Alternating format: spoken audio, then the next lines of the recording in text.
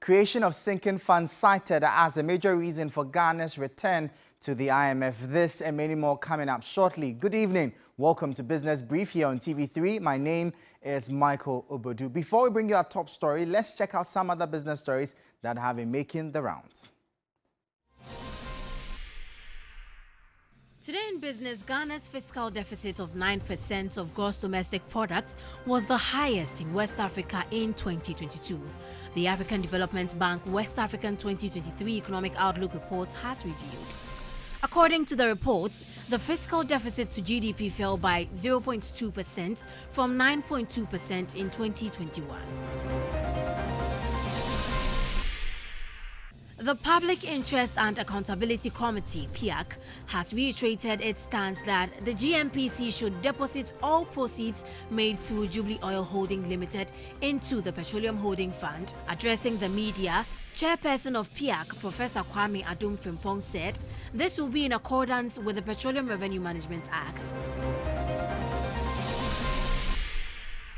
Singapore police have seized about $735 million, including luxury homes, cars and watches, in one of its biggest anti-money laundering probes. Gold bars, designer handbags, wine and 23 million Singapore dollars in cash were among the items seized in the raids. Police arrested 10 people in the operation, all of whom held foreign passports.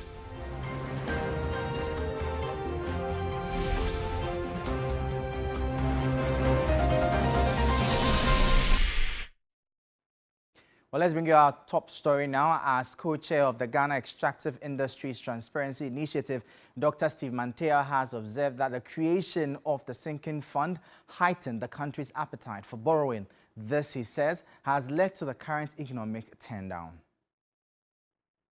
And helps to, ensure debt servicing. So, for instance, if government wants to borrow, it can point to the sinking fund as an arrangement that helps us to repay the loans that we contract. And so, invariably, the sinking fund fed into our appetite to borrow. And I believe that that largely is what has brought us to this debt crisis that we face today. In fact, an analysis of the sinking fund and over the years, which was conducted by the Natural Resource Governance Institute, actually revealed that as we've continued to put more money into the sinking fund, our borrowing also went up at the same time, which shows that there was a certain correlation between putting the excess over the cap in the sinking fund and our borrowing appetite. Going forward, I think we need to amend the law to require that at all costs, something should go into the contingency fund so that when we are hit with the pandemic, we will not be found wanting. There will be money in the contingency fund to help mitigate it and not go into the sinking fund, which is meant for debt servicing. On this occasion, because there was no money in the contingency fund, we had to resort to the sinking fund to cream off 300 million to be able to mitigate COVID impacts. As the world moves towards energy transition, the Natural Resource Governance Institute suggests that the Ghana National Petroleum Corporation, GNPC, should implement a strategy focusing on effective expenditure, long-term planning, maximizing investment value, and reducing costs as a way of mitigating risk.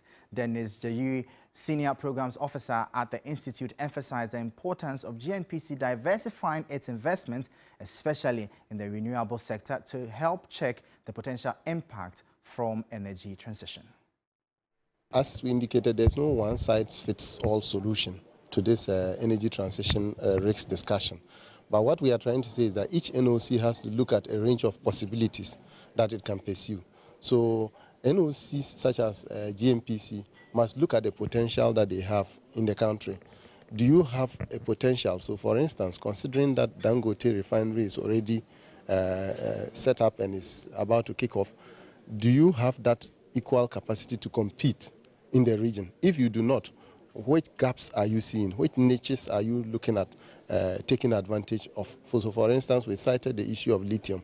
We have just discovered lithium. What can you do with lithium as a national oil company, given that lithium is very useful in the transition process? Do you have to go into refineries like Dangote is doing, given that you have different capacities and you may not be able to compete? So it is all about encouraging companies to take advantage of their local opportunities and reduce the risks that they will bear on the energy transition, both locally and regionally. The 2022 National Best Farmer, Nana Yao Sapong Serbo, is calling for increased advocacy on interventions in the agricultural sector to drive more youth into the industry. This, he believes, will help check the growing youth unemployment situation in the country. He spoke to the media on the sidelines of the launch on his Students in Agriculture initiative. We have a lot of intervention in the system when it comes to agric.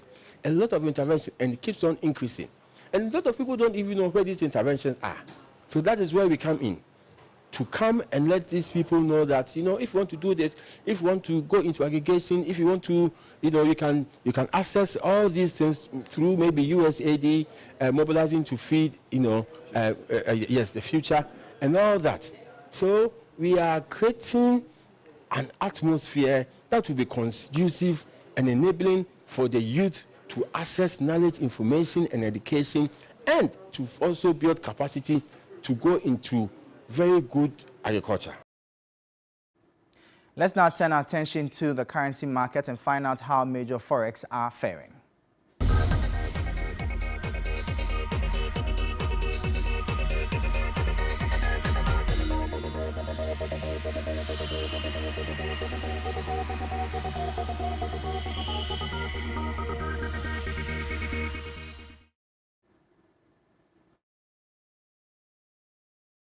Well, we're still seeing some relative stability with the cedi against the dollar, but let's now move to the commodities market, find out how major commodities there are faring. The price of cocoa is up. It's increased by 49 dollars. It's trading for $3,501 per ton. The price of gold is also up by $7.73, trading at almost $1,900 per ounce. The price of crude oil is also up by about $1. It's trading for just about $84 per barrel. Well, that will be all for Business Brief here on TV3. For more business stories, please check out our website, 3news.com. My name is Michael Obudu. Thank you for watching. As always, please stay safe.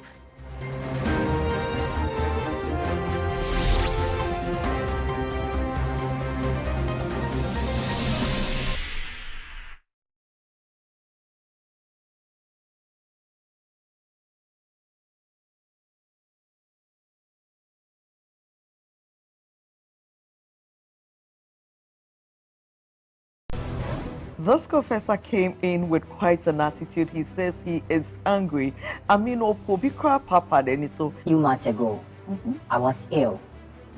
So my wife went to see the pastor for prayers. We have this joint account. It's for the family and it's an investment account. Okay. My wife went back behind me to withdraw an amount of 50,000 Ghana without my consent. As a caring wife, she was concerned about your health more than the money. Is it that he's not happy he's alive? Or what? I love that. And I believe that we should be able to teach people as men of God why people should give in the first place and what they should expect. Yeah. You don't pay for a miracle. So you go and hide behind God, so I cannot take it back. Because I didn't see God when I was giving the money. But you believe in God? I do. Good. And you know that God has a servant. Yes. And he gave to his servant. Yeah, and I know that God never came down there so to take the money from his servant. Confessions shows on Saturdays at 9:30 p.m. on TV3. Brought to you by MTN. What do you men want? What do you want? We want women. You want we women? Want women. You want women? What am I doing?